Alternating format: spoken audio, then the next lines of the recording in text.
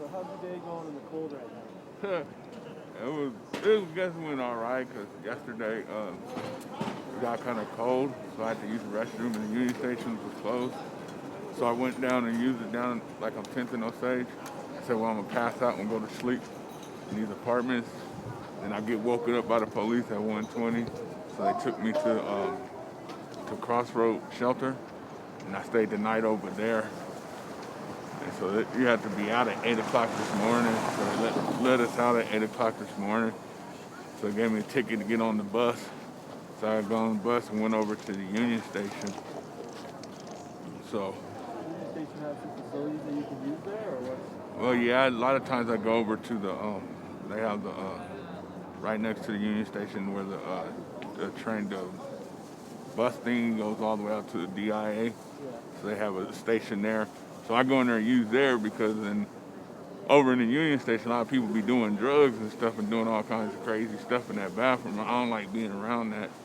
I have an issue with drinking, and I met a church the other day at the Union Station that came and did a prayer for me.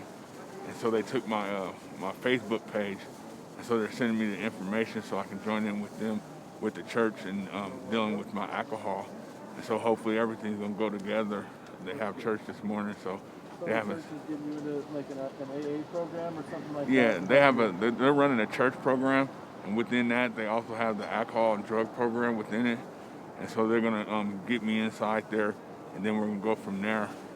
And that's what I was telling a lot of people. They're like, well, maybe you just need to separate from people out here. And I've separated a lot of people because of the anger they got, and I like to see happiness. They may be mad about something else, we might be drinking or something, and they get to thinking about the other thing. Next thing you know, it's a big old issue, and then we get to arguing over something else where you should have used somebody else to talk to get that off your chest, and not everybody got to go through that anger. And that's what I've accomplished in my life, not wanting to have no anger in my life.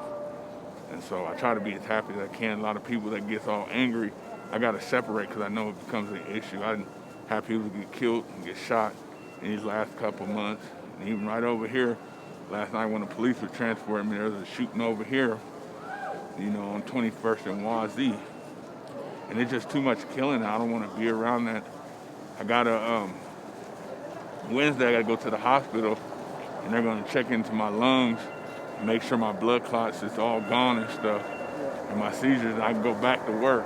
Because that's becoming an issue. And my doctor wants me to go with disability, but I look at it in a way that it doesn't really give me enough income, and then that'll cause me to do other things illegal that I don't need to be doing, which will cause me to go to jail and hurt. Yeah, and it'll separate me from my family and my kids and stuff. And that's when my son was calling me the other day that he needed some money. He graduated from high school last year, but he found out I sent because that $1,200 check they were sending out. So I sent it to his mother, and she didn't give him none of it.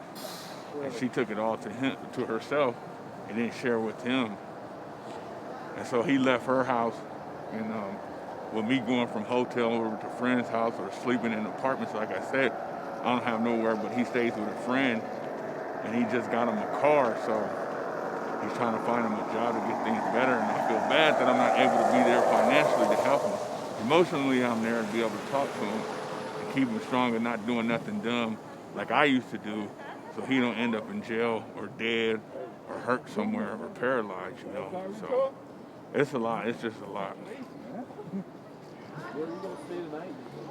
I don't know. I was thinking, I don't know where the police took me to that shelter, if I can go over there. If not, I'm going to have to call a friend to go stay with them, or just figure out I have to take my sleeping bag and find somewhere to sleep in another apartment. Or I'm looking at going to a shelter. That's what I'm looking at right now. So I'm not 100%, on what I'm going to do, but it's going to come to me sooner or later. I'm not going to sit out here in cold and get frostbitten and be all tore up. So. Are you doing all right staying warm right now, or are you still? Well, I'm down at the Union Station just sitting down there, and just messing around with my phone.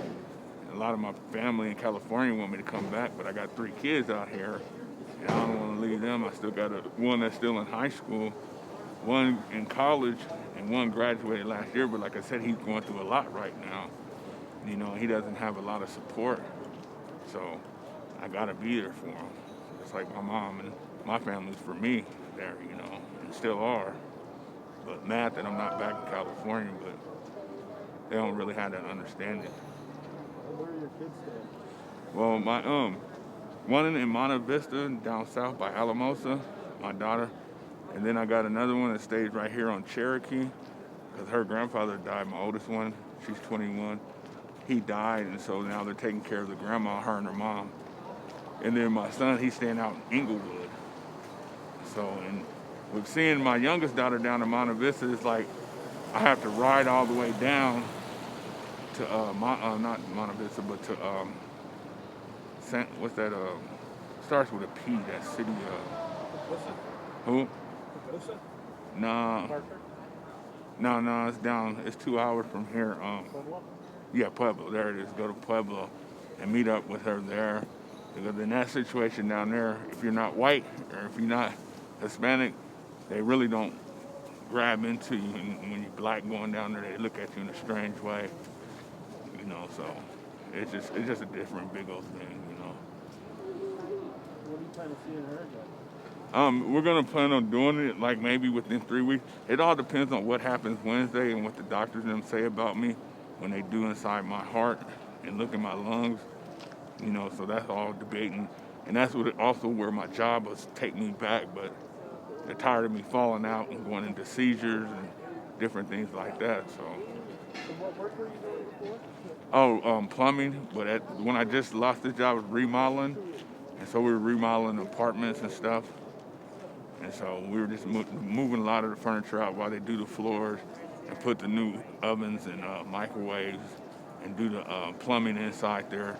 Then we'll move everybody's furniture and stuff back into the living room and places in the bedroom where they had it at and packed it up out. Are you ready to go back to work? Oh, yeah, man. I don't like being a bum. Because like I said, it causes things in your head, and that's where I got to be strong to just say no, you know, deal with what you got to deal with and figure out a way to do it, you know. And so that's just the issue right now. So this doctor's appointment's going to kind of set the tone for what's the future. Yeah, because then they can know what's inside my chest, you know, and so that's going to tell the whole thing, you know. Well, I hope you have good things, good news. Me too. You just need your name. Any questions? What are you planning on doing to stay warm? Like I said, it's all debating right now. I might go to the shelter, go back over there. They say you got to check in by 5 o'clock. Is it hard to get warm clothes? No, you know that I don't really have an issue. I got a friend that she's homeless, and another friend of mine. We stayed in these apartments over there. What I did was back a whole bunch of stuff up and put it by this trash can inside the apartment. And I left them a note and said I'll come back and get my stuff.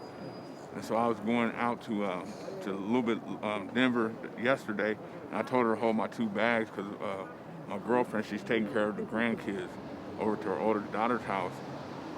And so it started snowing, so I didn't go back. And so my clothes are sitting over there by them by their tent. So, and that's kind of my warm. And then so my girlfriend, she washes my jacket when she got my big old jacket and stuff. We really didn't expect it to snow because it's bipolar weather out here. They say one thing, you never know what's going to happen. It can be 100 degrees and you know, you just never know. So, but she's coming back. She just texted me, so she's coming back today. So I'll go pick it up from her. All right, thank you guys.